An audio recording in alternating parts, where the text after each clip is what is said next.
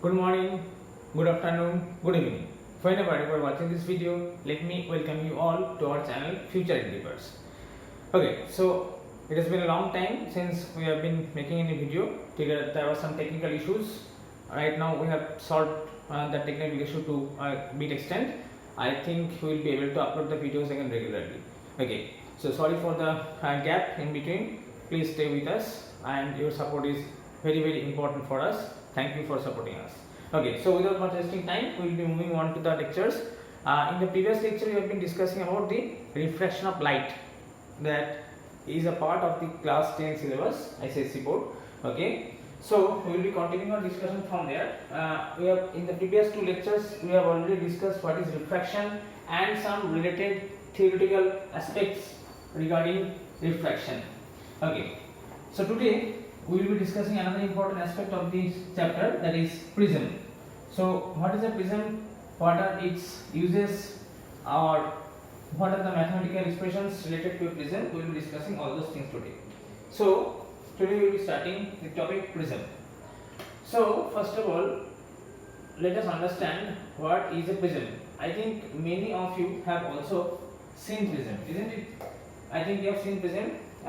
Many of you have seen it in school lab, or maybe some of you may also be having a prism in your home. Okay, so prism is what is a prism? Prism is a transparent medium. It's a transparent medium bounded by 5 plane surfaces. 5. Remember, 5 plane surfaces. Among those 5 plane surfaces, there are 3 rectangular surfaces and 2 triangular surfaces. Generally, a prism is made of glass, but a prism can be also made of some other materials also. So I am saying that for definition we will be saying that prism is a transparent medium bounded by 5 surfaces, plane surfaces, 2 triangular in nature and 3 rectangular in nature.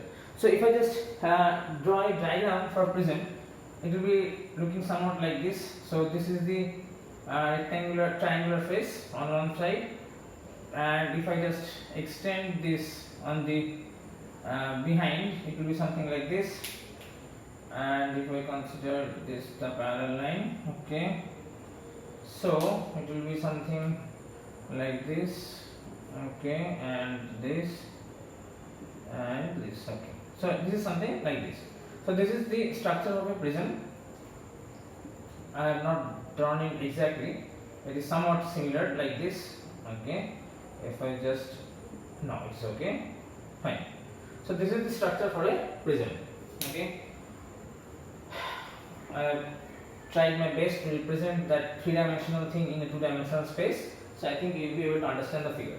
So these two are the triangular surfaces. These are the triangular surfaces. This is the front face, and you can consider that this is the back face. So this is the 2 triangular surfaces that you can see, and there are 3 rectangular surfaces. Which are the 3 rectangular surfaces? If you can just see here, on the back side is a rectangular surface like this. This is a rectangular surface on the back side, okay, on the other side of the prism, okay, and another surface is called the base of the prism is this.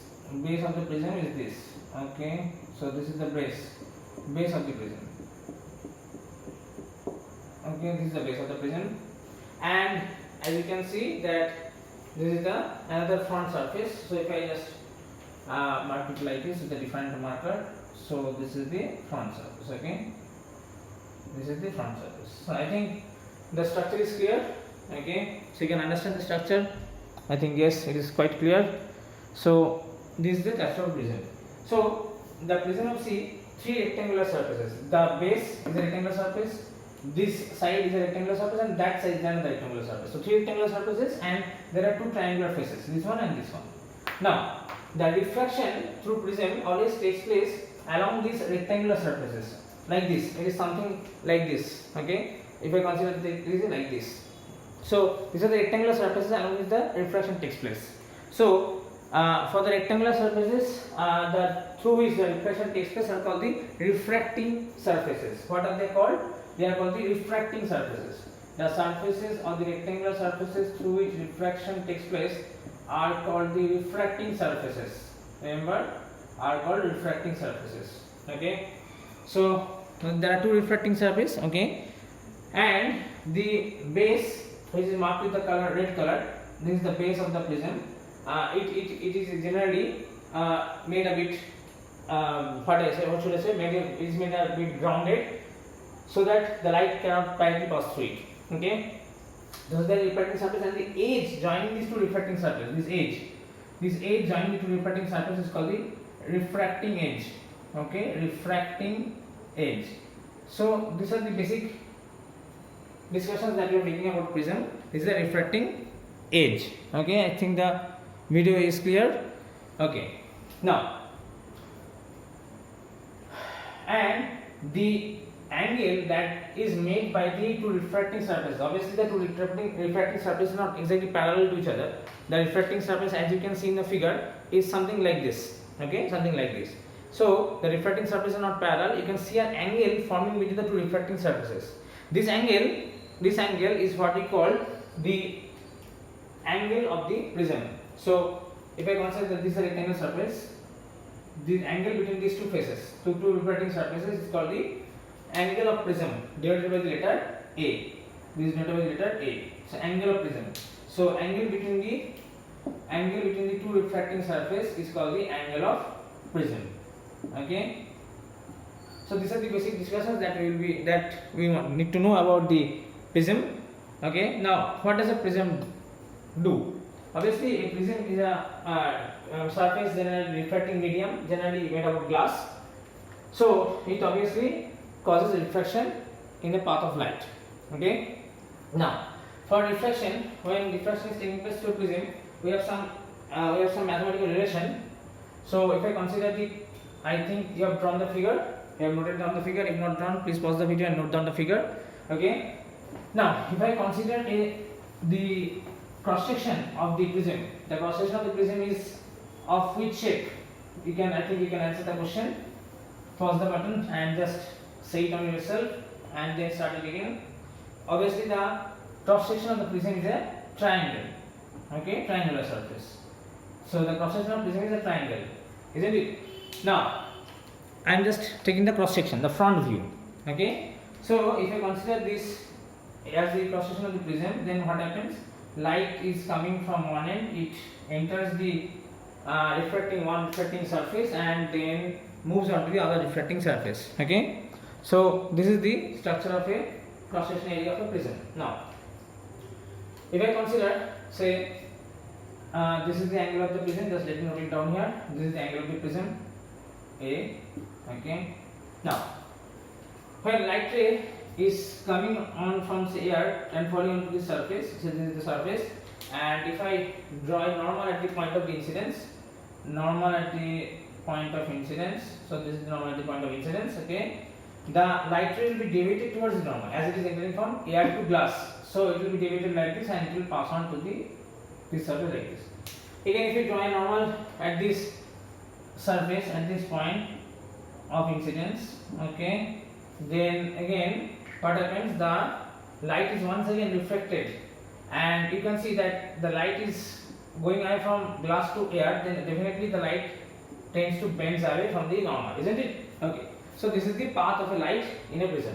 Now, if I consider that the refracting that this is the emergent ray. This ray is called the emergent ray. If the emergent ray is traced back like this,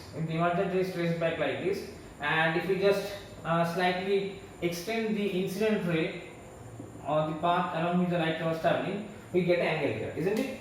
Now, this angle that is being formed here is the angle of deviation denoted by the letter delta. Okay, angle of deviation denoted by the letter delta. So for the prism, what you need to understand is that there is an incident ray. This is the incident ray. Okay, it is once refracted here. Now, considering the incident ray here, this is the angle of the incidence, say I1. This is the angle of refraction, first angle of refraction, say denoted by the letter R1, and this is again once again the this is not the angle of refraction, this is the angle of refraction, and this is again another angle of incidence, and it is denoted by the letter R2. Okay, and when the light emerges out, this is the angle of emergence. This is the angle of emergence denoted by the letter I2 or say letter E. Okay, so this is the diagram for a prism when light passes through a prism. Okay, so I think the concept is clear. Now for here we have a mathematical relation. What is the mathematical relation? Now the mathematical relation states that the angle of deviation is actually something written like this. The angle of deviation delta is given by this formula. The derivations are not required at class 10th level. Okay, so I1 plus I2 minus R1 plus R2. So this is the angle of deviation. And for a prism, for an equilateral prism, what is an equilateral prism? Do you know what is an equilateral prism? I think you can make a guess. If the cross section area, which is a triangle, is an equilateral triangle, then that kind of prism is called the equilateral prism. Okay, so for equilateral prism, okay, what happens for equilateral prism? The angle R1 plus R2, the angle R1 plus R2 is equal to angle of prism A. So R1 plus R2 is equal to A. Then definitely the angle of deviation delta is given by this relationship I1 plus I2 minus A. Okay, so you have to remember this formula, mathematical expression or relation relating the angle of deviation with the angle of prism and the angle of incidence. Okay, so this is the formula, mathematical formula. Fine. Now, so please note it down. We will be again coming back to this formula after some time. Okay. Now, here what we have to mainly analyze is that on what factor or how can you control this angle of deviation? On what factor does this angle of deviation depends? This angle of deviation depends on which factors? Okay, delta. So let us consider the factors that are affecting this angle of deviation and discuss how they can affect the angle of deviation. Okay. So I think you noted the formula. If not noted, please pause the video and note down the formula. Okay. So if I consider the factors affecting the angle of deviation, so just let me note it down. Factors affecting angle of deviation. Factors affecting angle of deviation. Okay, so factors affecting angle of deviation. So what are the factors affecting? Let us come to the first factor. First factor is the angle of incidence. First factor is the angle of incidence. Now, how is the angle of deviation related to the angle of incidence?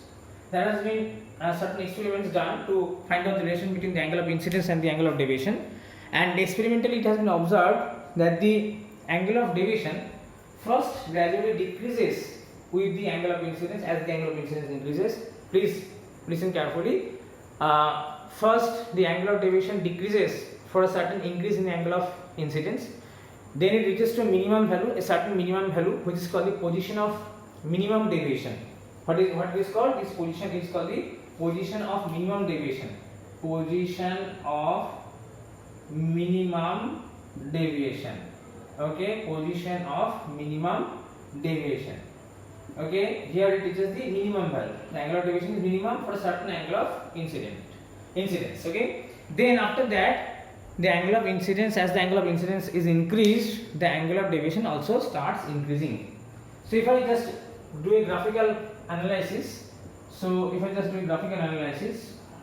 what it will look like? Say here we are plotting the angle of incidence I1, okay, and this is the angle of deviation delta. Fine. So for here we will be seeing that the angle of incidence first decreases. Just let me draw it a bit more properly. Decreases to minimum value and then increases. Okay, decreases to minimum value and then increases. So this is the minimum value. So this point is the minimum value. Okay, and this position is called the delta minimum. Position of minimum deviation or the delta minimum. Okay, and at this point of minimum deviation, what happens? The angle of incidence and angle of emergence, that is at this position what happens? I1 is equal to angle of emergence E, or which has been denoted as I2. So you can also write it as I1 is equal to I2. So can we write that for the position of minimum deviation, can we write that delta minimum is equal to if I consider the value of I1 and I2 as say I, then it will be 2I minus A. This is one of the previous equation that you have written. From that equation you are writing, just substituting the condition here. So delta minimum is equals to 2I minus A. So this is the mathematical relation of the angle of incidence and deviation for the position of minimum deviation. Okay. So this is the first factor. Now the second factor. What is the second factor? So I think you have noted down. What is the second factor? You noted down the first factor. If not, please pause the video, move back a little and note down the facts. It will be helpful for you, or it is better to understand it very clearly so that you will be able to write it in the exam properly without forgetting. Okay. So second factor that comes into play. Is definitely, I think you can guess. Yes, it is the refractive index of the material of prism. Refractive index of prism material.